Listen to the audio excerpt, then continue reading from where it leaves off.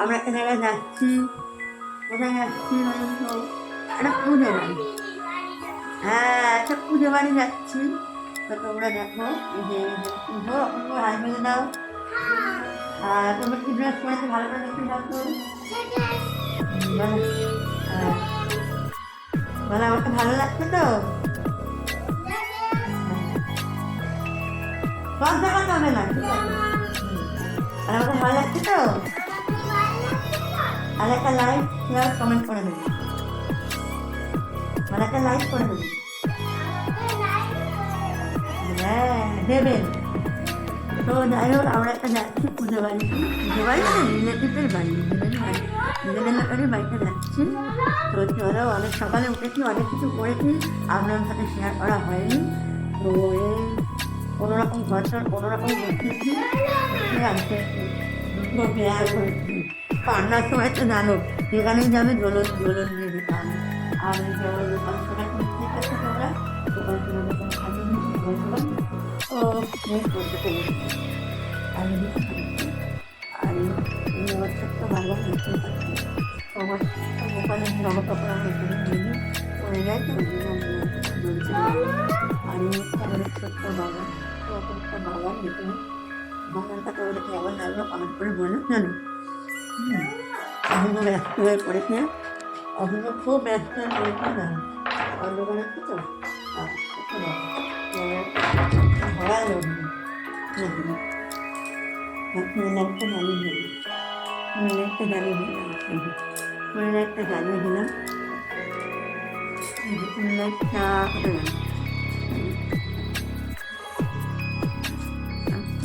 কোথায়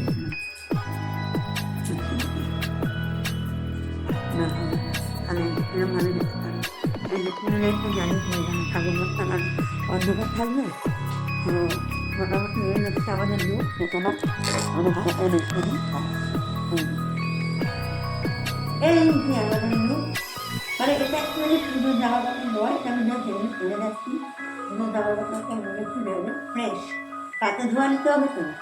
এটা মোটামুটি আমি একবার করেছি, একবার করে মনে একটা ভিডিও শুরু করেছি আজকে করিনি। তো ভিডিও হয়েছে আর শুনে রেখে দিচ্ছি পজ হয়ে যাবে। দাঁড়াও হাত নিয়ে না ফোনে। চলো বেরিয়ে যাওয়া যাক। জানি না কতটা তোমাদের সাথে একটু শেয়ার করতে পারবো, জানি না কতটা শেয়ার করতে পারবো, দেখতে পারবো, শেয়ার করবো।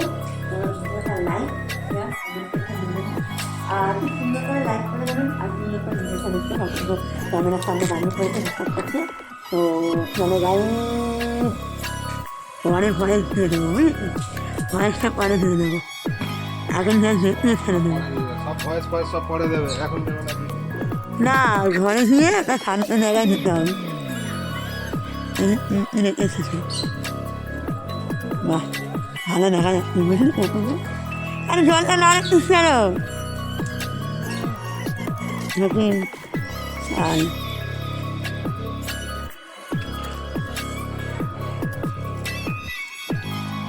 আর কোথায় ওই এলে তোরা ভয় পেয়ে যাবে, ওই জন্য আগে বোধ ঘরে ও করতে নিয়ে এসছি।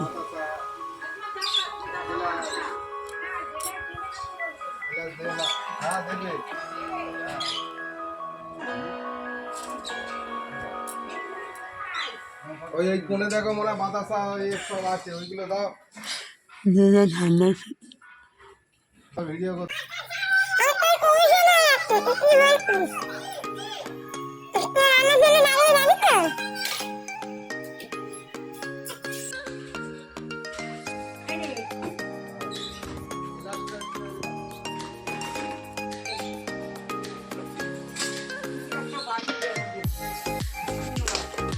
তোদের কি আছে?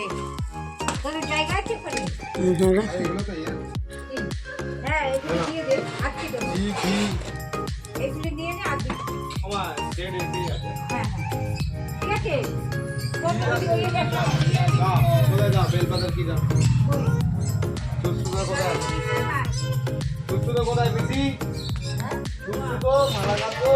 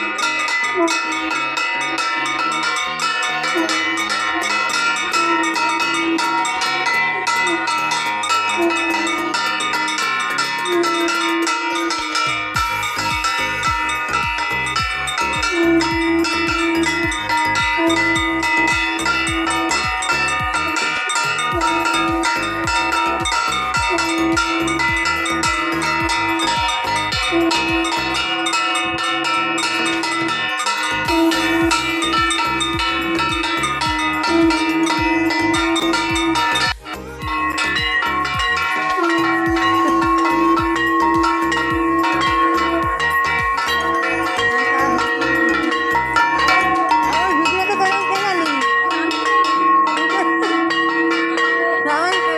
মামি কোথায় মামি আরে না না মামি আসুন দেখি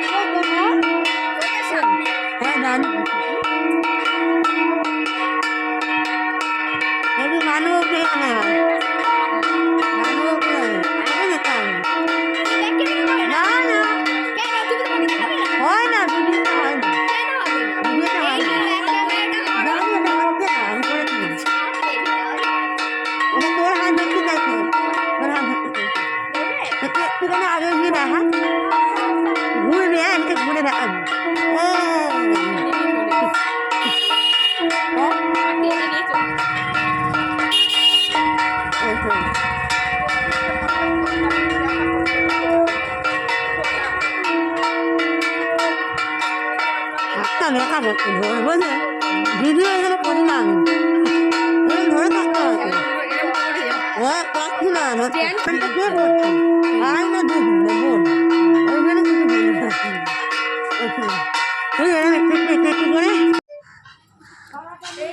একটু করে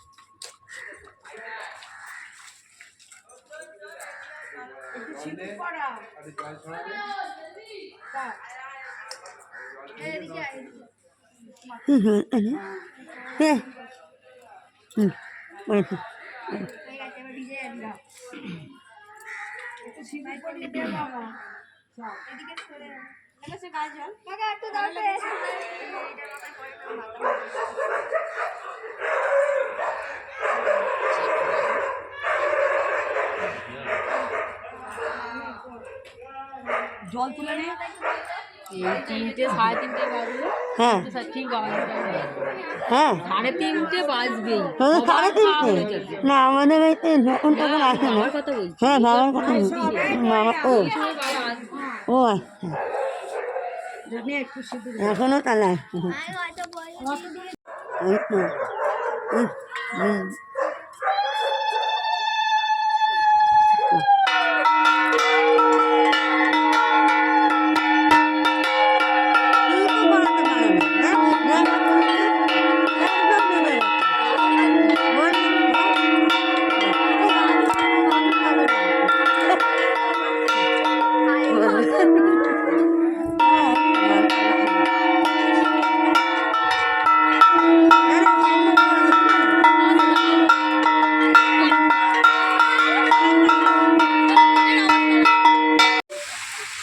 হালাই করে রান্না চলছে আমাদের নিজেদের হালাই কর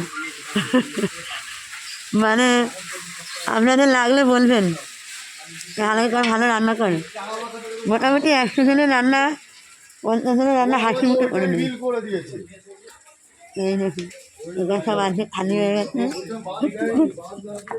আমি ডিস্টার্ব করতে চলে ঠাকুরের রান্না এখন কেউ হাত দিতে পারবে না ও ছাড়া মানে অ্যাকচুয়ালি অনেক ব্যাপার আছে মানে এটার নামেই লোক খাবে তার আগে এটা ঠাকুরের কাছে আগে যায় ওই জন্য কেউ রান্নার কাছে যায় না আমরাও যেতে পারছি না আমি কোনো রকম লুকি এসে দেখাচ্ছি আপনাদের দেখুন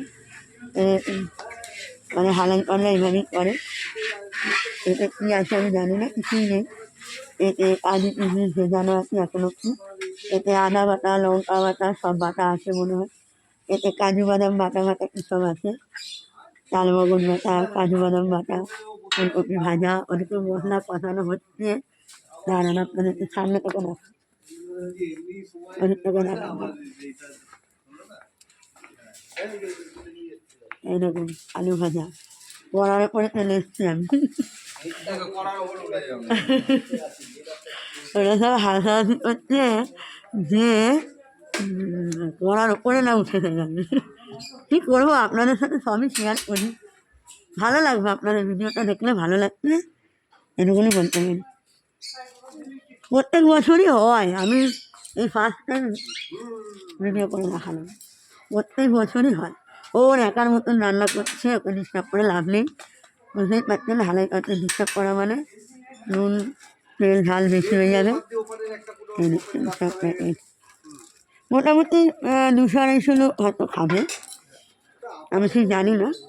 তবে আয়োজন দেখে মনে হচ্ছে 200-250 না হলেও 100-150 জন হয়ে যাবে। এই চলছে। আর দেখুন ঠাকুর এখনো সুন্দর গোছানো গাছানো চলছে। দেখা এরকম আপনার সামনে নিয়ে দেখাচ্ছি কোন ঠাকুর যতটা দেখাতে পারছি দেখাচ্ছি। দেখুন দেখতে পাচ্ছেন মায়ের মুখটা, ভালো করে দেখুন।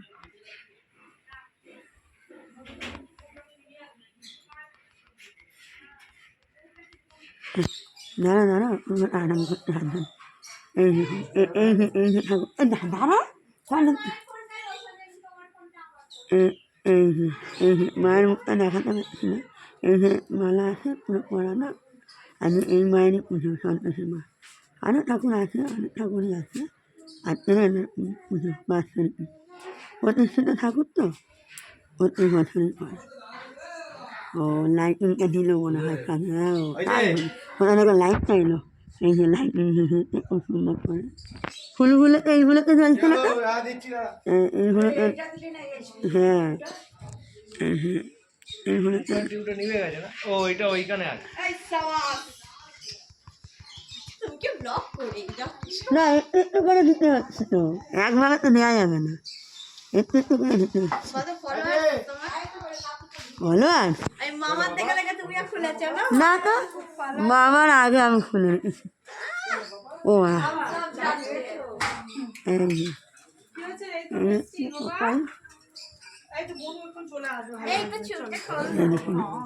স্পেশাল ঠাকুর ঘরের লোক।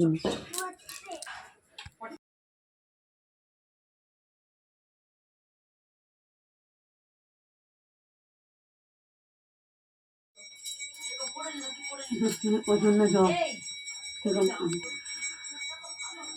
শীতে কাটার ব্যাপার নেই তো না, সাগর মিলিয়ে তো শীতে কাটলে না।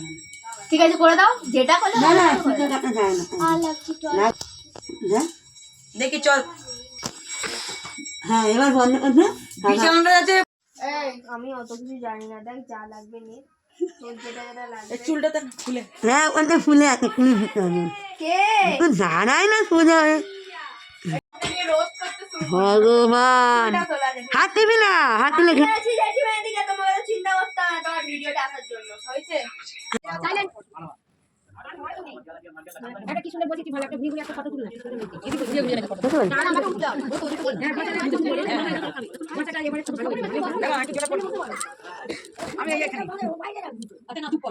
আমি যখন শুনবো না কেউ কথা বলবে, কারণ আমি তাহলে কিন্তু ওইদিকে চলে যাই।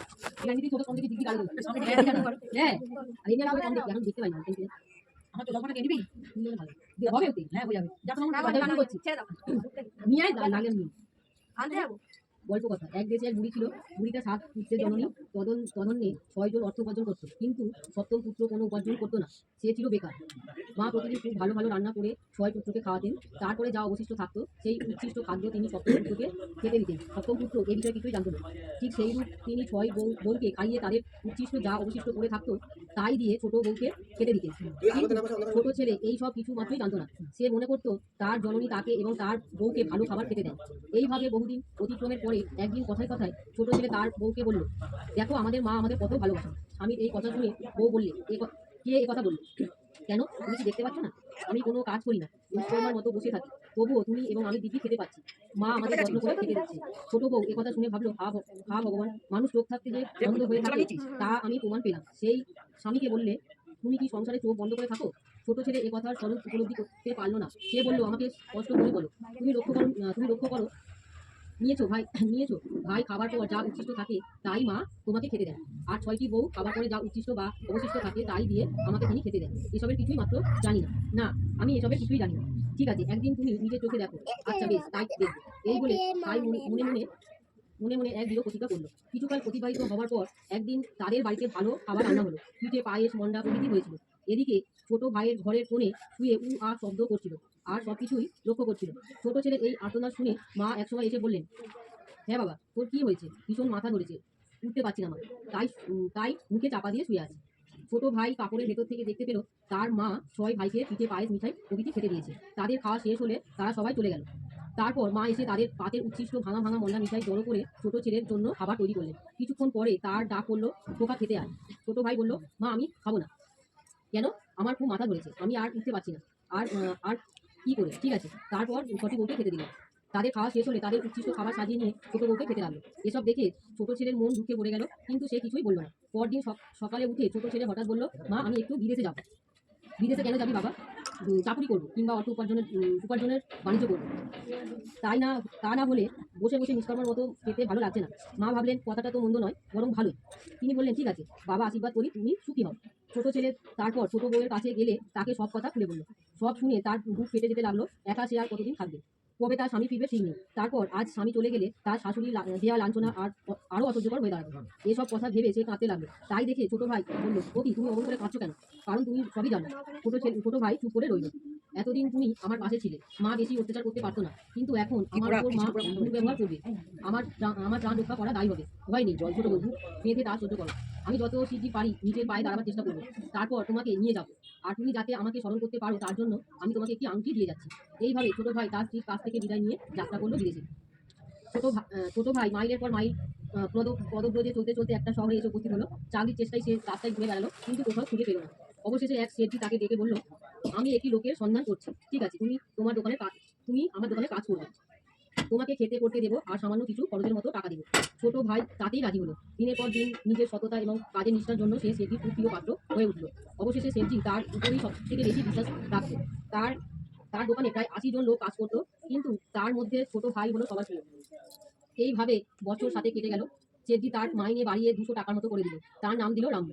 সবাই তাকে রামবাবু বলে ডাকতো। আরো 2 বছর অতিক্রম করলো। সেঠজি কারবারের অর্ধেক মালিক হয়ে গেল রামবাবু। সবাই তাকে মান্য করতো। এদিকে আবার স্বামী চলে যাওয়ার পর থেকে ছোট ভাইয়ের বউ সাবিত্রীর উপর সংসারের সকল কাজ এসে পড়লো। এমনকি দুপুরের জঙ্গল থেকে কাঠ কুড়িয়ে বোঝা করে আনতে হতো ঘরে, কিন্তু দুবেলা ধরে পেট ভরে খেতেও পেত না। প্রায় দিন তাকে খেতে হতো গমের ঘুমি রুটি আর আনাজের খোসা সিদ্ধ করে নুন লঙ্কা দিয়ে, তাও আবার সব দিন পেত না। তবুও সে ভগবানকে ভালোবাসে। তার বিশ্বাস ভগবান তাকে একদিন না একদিন সুদিনের মুখ দেখাবে। মানুষের দুঃখ চিরকাল থাকে না। এইভাবে দিন যাপন করতে থাকে। সে রোজ জঙ্গলে কাঠ পোড়াতে যায়। একদিন কাঠ পোড়াতে ক্লান্ত হয়ে একটা মন্দিরের পাশে বিশ্রাম নিতে লাগলো। বেশ প্রকাণ্ড মন্দির। সেদিন শুক্রবার, মন্দিরে পুজো চলছে। কাঠের বোঝা নির্দিষ্ট স্থানে রেখে সে মন্দিরে প্রবেশ করলো। দেখতে পেল শত শত ভক্ত মায়ের পূজা করছে। সাবিত্রী মনে ভাবলো, এ কোন দেবতার, এই দেবীর নামই বা কি? এই কৌতূহল দমন করতে না পেরে সে সহসা বলল, তোমরা কোন দেবতার আরাধনা করছো?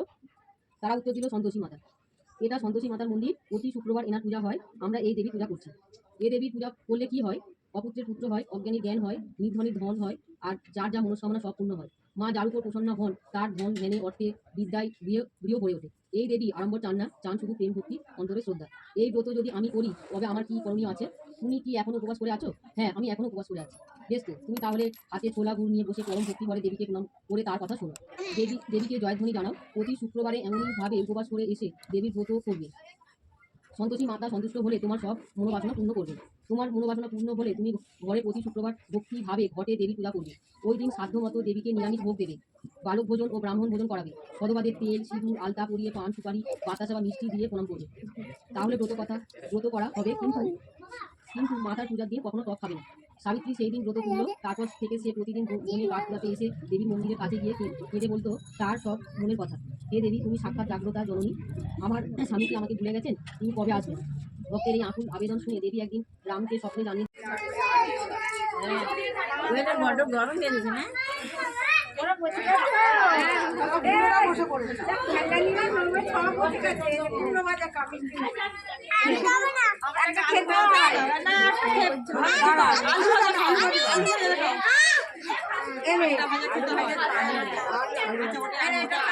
পরে না জানো খাও কামে কামে খাও হ্যাঁ খাও কামে কামে খেতে হবে এমনি করে খেলে হবে না আচ্ছা খাও দুটো আলু ভাজা এনো তোমার একটা আলু ভাজা এরা তোমার একটা আলু ভাজা খাও খেলা নিবার লোকে বসে গেছে গো এরা খেলা নিয়ে কোথায় সবার খাবি তো এখানে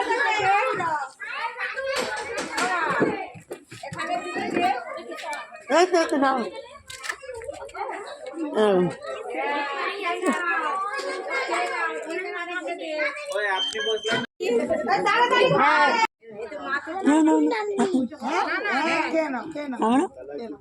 না সে আমাদের শিকার আপেল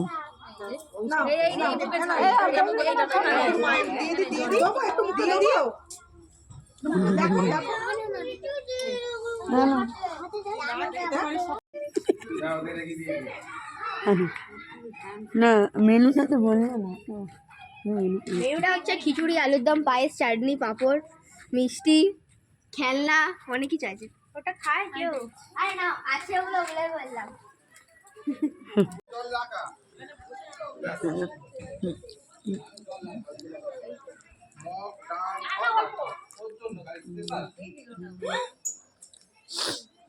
কি হলো রে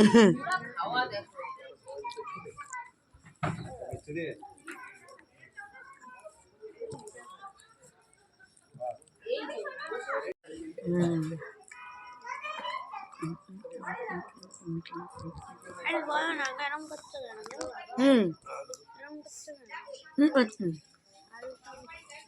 হ্যাঁ